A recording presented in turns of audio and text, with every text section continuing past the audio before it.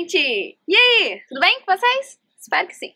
Hoje eu vim fazer mais uma resenha, só que dessa vez vai ser uma resenha dupla, porque eu vou falar de 2 livros ao mesmo tempo, né? Dupla, 2... Tá, né? Vamos. Eu vou falar então do Se Eu Ficar e Para Onde Ela Foi, que foi um dos livros que eu acabei de ler.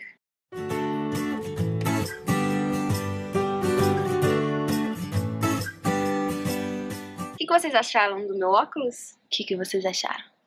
Hein? Ó.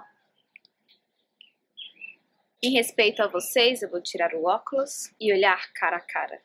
Olho nos olhos. Vocês perceberam que eu estou no plano de fundo? Gente, vivo mudando de plano de fundo agora, né? Empolguei. É que eu estou em Porangatu agora e este vai ser um dos meus planos de fundo. Até eu voltar.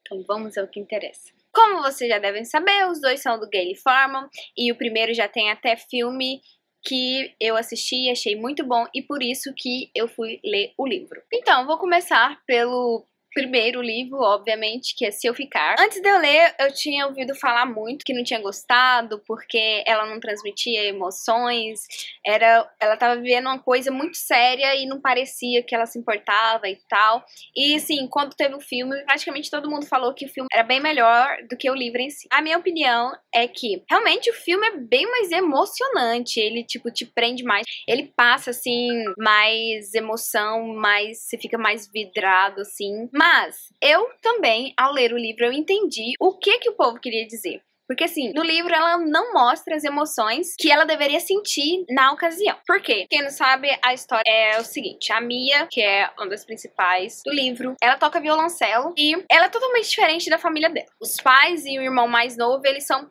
tipo, praticamente roqueiros, entendeu? O pai dela até tinha uma banda quando ele era mais novo e tudo. E o namorado dela também é meio que roqueiro, canta músicas, assim, meio que pop até então, entendeu?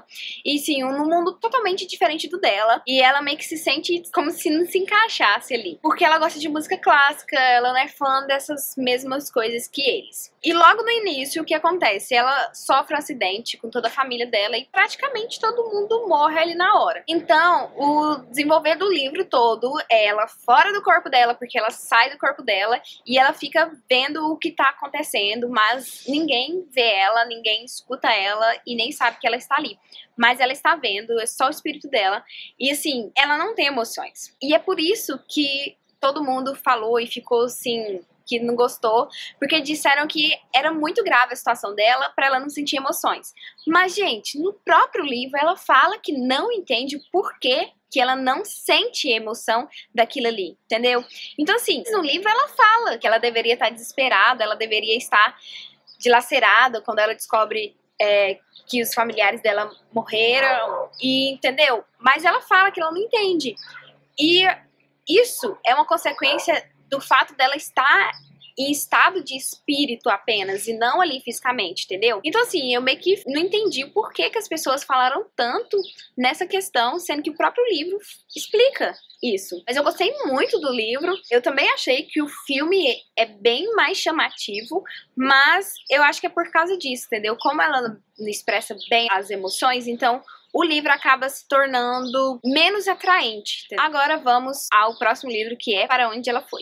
Para Onde Ela Foi, o que mais me chamou a atenção, que eu sou apaixonada nisso quando tem isso nas histórias, é que ele é contado a partir do ponto de vista do Adam. E eu acho isso muito interessante, quando a autora modifica o ponto de vista pra gente, sim, ter uma visão mais ampla do que tá acontecendo. E eu acho isso muito legal. E assim, o que acontece? Eu já tinha ouvido todo mundo falar também, tinha gostado muito mais do segundo livro, porque ele era muito mais emotivo. Mas aí vem aquela questão. No primeiro, explica o porquê que não tem tanta emoção, porque que a Mia não sente as coisas. Já no segundo é o Adam, e o Adam acho que a pessoa, gente, ele é a pessoa mais emotiva do mundo, é muito engraçado.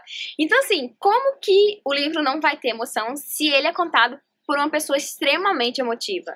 Não tem jeito, entendeu? Então por isso que ele tem muito mais emoção, você entra muito mais na história e sente o que ele tá sentindo. Então a história é o seguinte. Depois do acidente da Mia, eles continuam namorando, normal. Aí o que acontece? Ela tinha mandado a carta pra Juilliard, né? Ela tinha feito lá a paradinha e ela foi aceita. E ela nem cogitou a ideia de não ir, porque ela estava em processo de recuperação.